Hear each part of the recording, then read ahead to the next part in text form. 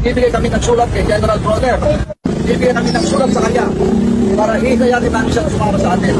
Higayatin namin siya na gampanan ang kanyang tungkulin bilang Chief of Staff. Ang Armed Forces of Philippines ay ang protector of the people.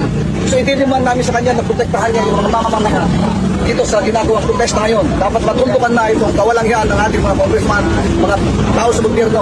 Yung mga pagwawalanghyan, hindi lang pagwawalanghyan, pagtapastangan, kundi magtataksil sa mga taong bayan. Habang yung mga namamasada dyan, nagtsatsaga sa pabarya-barya, para yung pangkain pang araw-araw sa pamilya. Ito mga congressman, mga anak nila, mga pamilya, kita nyo naman, diba? Nagtatampisaw sa karangyaan, saan galing yung pera nyo? Galing din sa taong bayan.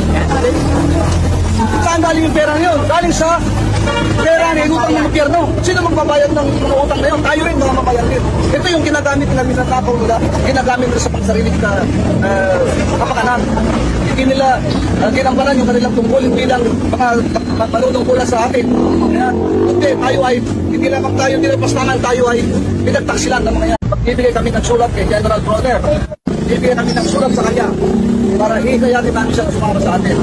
Higayatin namin siya na gampanan ang kanyang tungkulin bilang Chief of Staff. Ang Armed Forces of Philippines ay ang protector of the people.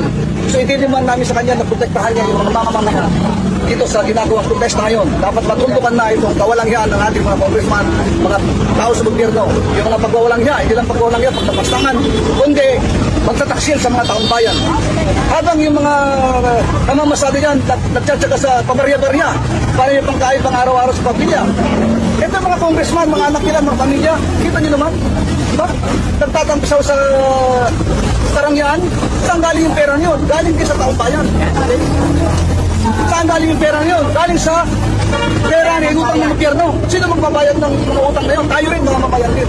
Ito yung ginagamit namin ng takaw nila, ginagamit nila sa pangsariling kapakanan. Hindi nila ginampanan yung kanilang tungkulin bilang mga manunungkulan sa atin. Hindi, tayo ay, hindi lamang tayo nilapastangan, tayo ay pinagtaksilan ng mga yan.